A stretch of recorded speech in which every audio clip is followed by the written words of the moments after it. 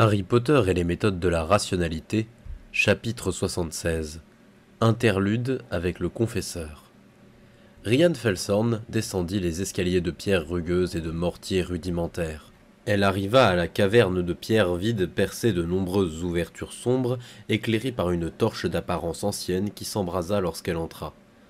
Personne d'autre ne se trouvait encore ici, et après de longues minutes à rester nerveusement debout, elle entama un sortilège destiné à métamorphoser un canapé assez grand pour que deux personnes puissent s'y asseoir, ou peut-être même s'y allonger.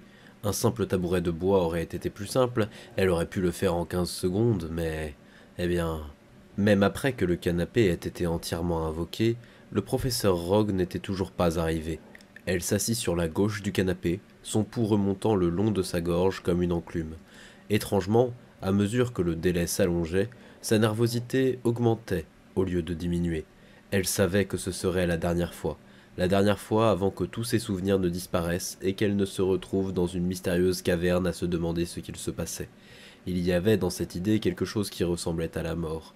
Les livres disaient qu'un sortilège d'oubliette bien fait n'était pas nocif, que les gens oubliaient des choses tout le temps.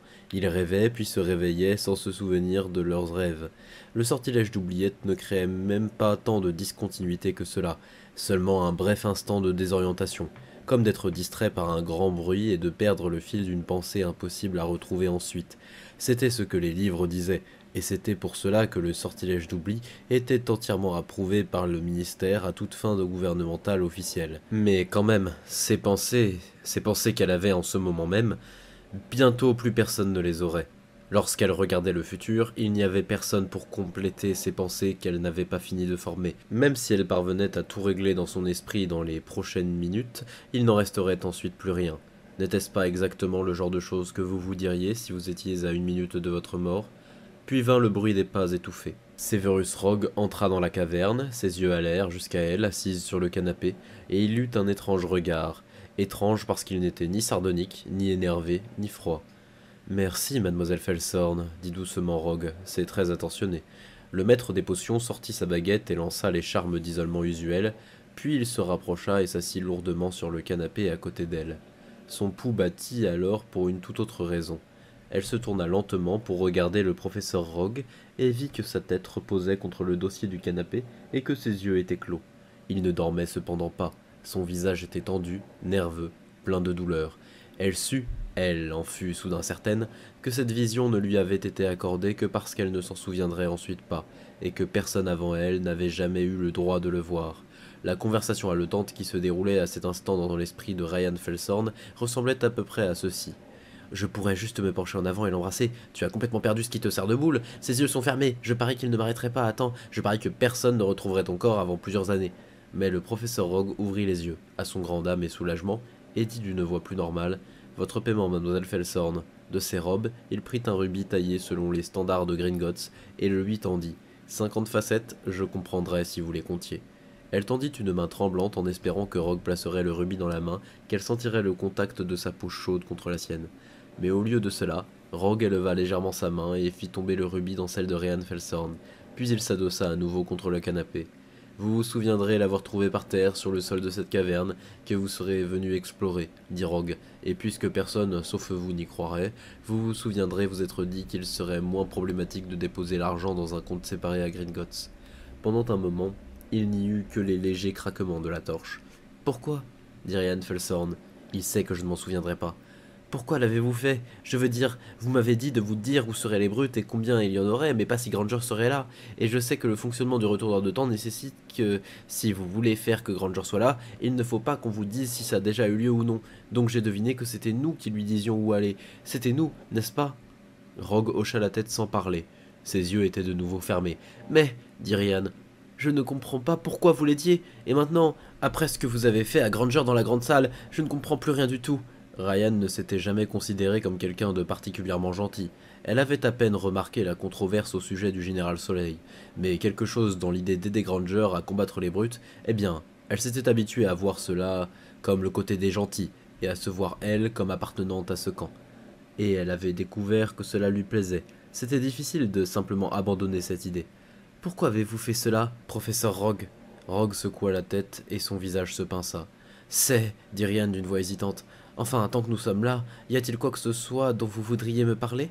Il y avait quelque chose qu'elle aurait voulu dire, mais elle n'arrivait pas à faire passer les mots au travers de ses lèvres. Je peux penser à autre chose, dit Rogue après un silence. Si vous êtes intéressée, mademoiselle Felsorn.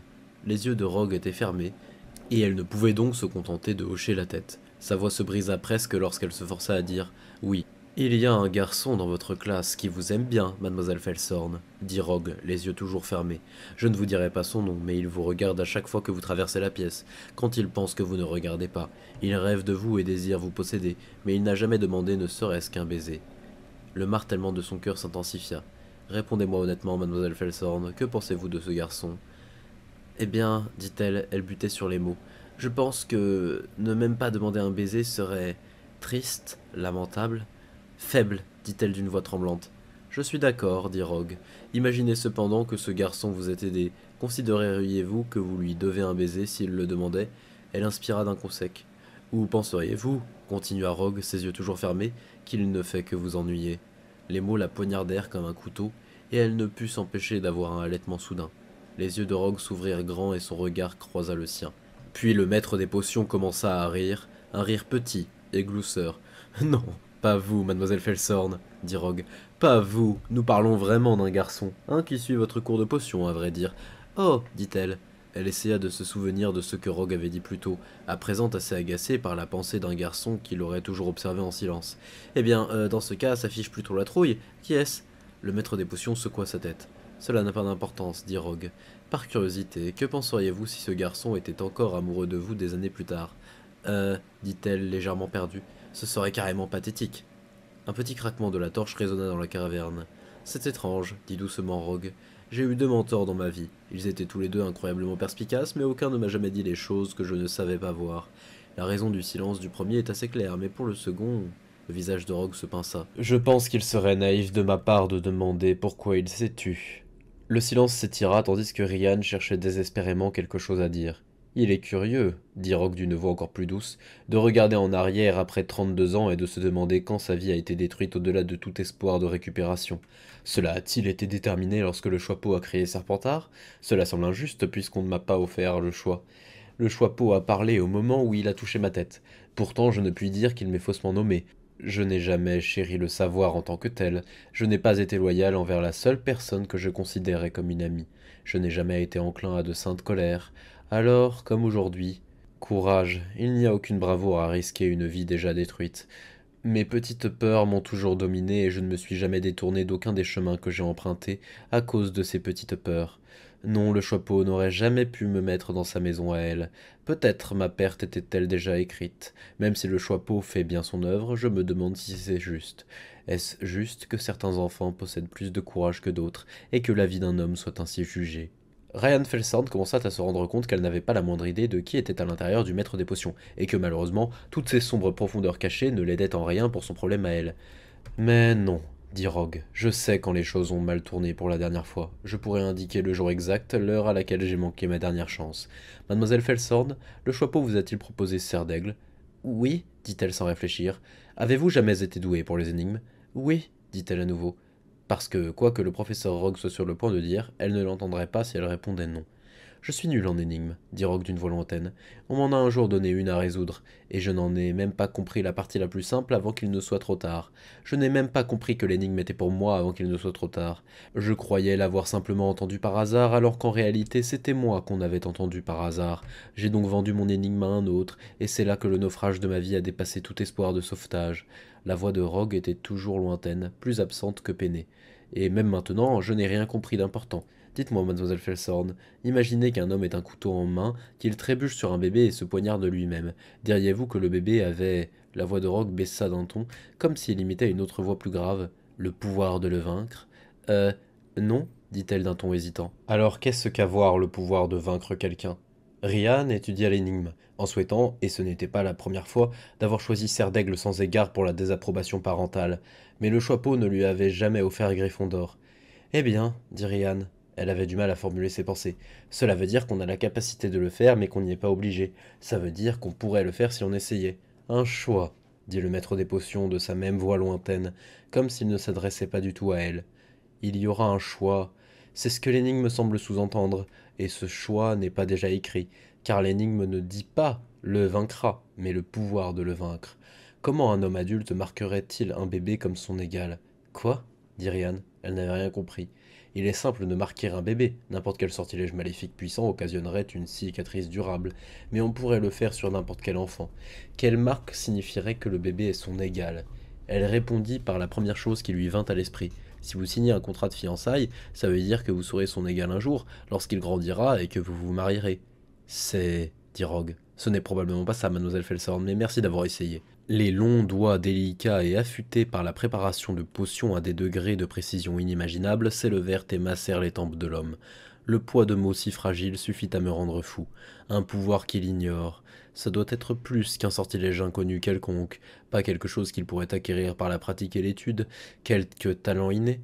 Personne ne peut apprendre à être un métamorphomage, et pourtant ce n'est certainement pas là un pouvoir qu'il ignore. Je ne peux pas non plus voir comment les deux pourraient détruire l'autre jusqu'à ce qu'il en reste qu'un vestige. Je peux le concevoir dans un sens, mais pas dans l'autre. Le maître des potions soupira. Rien de cela n'a de sens pour vous, mademoiselle Felsorn, n'est-ce pas? Les mots ne sont rien, ce sont des ombres, c'est l'intonation qu'elle a utilisée qui emportait le sens, et c'est quelque chose que je n'ai jamais pu...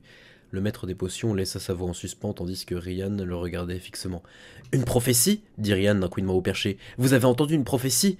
Elle avait pris des cours de divination pendant 2 mois avant d'abandonner par dégoût, et c'est là tout ce qu'elle avait jamais appris sur le fonctionnement de ce domaine. « J'essaierai une dernière chose, » dit Rogue. « Quelque chose que je n'ai pas encore essayé, mademoiselle Felsorn. Écoutez le son de ma voix, la façon dont je le dis, pas les mots eux-mêmes, et dites-moi ce que vous pensez qu'il signifie. Pouvez-vous faire cela ? Bien. » dit Rogue lorsqu'elle acquiesça docilement, même si elle n'était pas du tout sûre de ce qu'elle devait faire. Et Rogue inspira et entonna. « Car ces deux différents esphis ne peuvent exister dans la même fongue !» Son échine fut parcourue de frissons, et savoir que les mots caverneux avaient été prononcés en imitant une véritable prophétie ne fit qu'aggraver les choses. Sur les nerfs, elle dit la première chose qui lui vint à l'esprit, peut-être influencée par celui avec qui elle se trouvait. Ces deux différents ingrédients ne peuvent exister dans le même chaudron ? Mais pourquoi pas, mademoiselle Felsorn? Quel est le sens d'une telle phrase? Qu'est-on vraiment en train de nous dire? Ah, hasarda-t-elle, si les deux ingrédients se mélangent, ils prendront feu et brûleront le chaudron? L'expression de Rogue ne bougea pas d'un millimètre.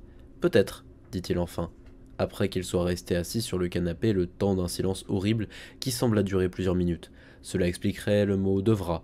Merci, mademoiselle Felsorn. Vous avez de nouveau été d'une grande aide. Dit-elle, j'ai été heureuse de...